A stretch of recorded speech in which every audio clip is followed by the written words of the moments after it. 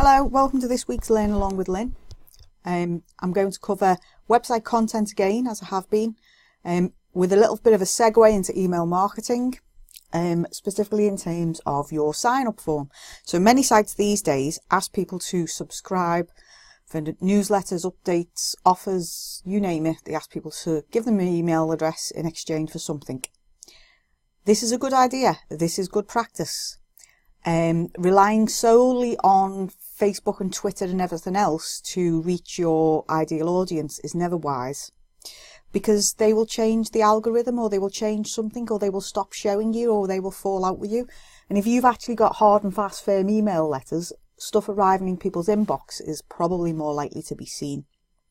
So it is important to have a subscribe form and try and get a mail list for your business. Okay, so this one I particularly like. I particularly like it. It's one of the good ones because it's quite targeted. Now, sometimes you'll see a newsletter with never miss an update, but it doesn't tell you anything. It doesn't tell you who you want or what they're going to get, or it doesn't appeal to anyone in specific. There's no benefit to it. So the site called Lead Generation Insights, it's saying before you leave, it actually popped up, and it is quite simple. So it did pop up just before I was about to click away. I've just read all of their article and I quite liked it. So now it's saying, well, if you're interested in online lead generation, which is what that particular article was about, sign up for our email newsletter and you'll be the first to receive news right in the inbox. It gives you the chance to click away and say no thanks. But it's also very, very simple. This is who you are and who we're after. This is what you'll get. Give us your email, subscribe. Job done. So that's a particularly nice one, and it does ask for appropriate information. You might need different information from your target audience. With GPDR coming in, that will change a few things. So if you, for instance, have a freebie, you won't be allowed to say, sign up for my free ebook. You can offer them the free ebook, but they should be able to get it whether they sign up or not. So it'd be better to have, download my free ebook. And then when you send them the download link, say, hey, it would be really good if we could give you stuff like this all the time, because we do great things. So give your email address and you'll be the first to know whenever we have new ebooks on XYZ or whatever your offer was. And they're more likely to leave the email address. Okay. There is something lacking. And again, it's something that's going to be very important post-May, and that's the privacy promise. So we will not spam you. We will not sell your email to anyone else. That's quite an important piece that's missing from this one, but it was an American website. The bad. You see loads of these days, don't you? They're very, very common.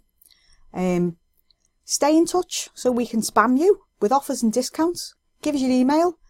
Yes, I love a good deal. No, I would prefer to waste money. Okay, is it irony? Is it taking the mick out of me? No, I would prefer to waste money. To be honest, when I see things like this, I just go, well, actually, yeah, I would prefer to waste money because it's probably loads of crap off you're offering. So, okay, top things to think about here. This is manipulative. No, I would prefer to waste money. In some ways, it's a good thing because it makes you think before you leave, actually, do I prefer to waste money? Is there anything common sense about signing up to this news list? This is the bit I don't like in this, so we can spam you. It's sarcasm and it's like, okay, it's not for me, thank you. You might think it's really funny. And if you do want something like this on your website, test it, it might work. But just beware. People afterwards might get offers, might get discounts and think, actually, I only bought it because they kind of insulted me by saying I was someone who preferred to waste money. And how does it really reflect on your brand? Is this something you should do? Is it good for branding?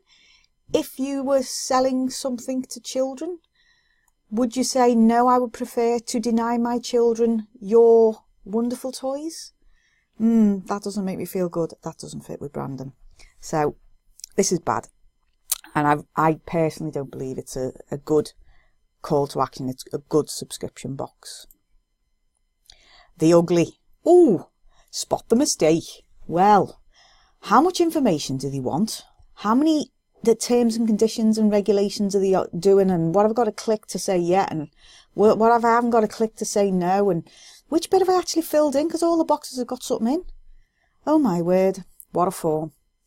So I don't think this needs much explanation as to why it's ugly.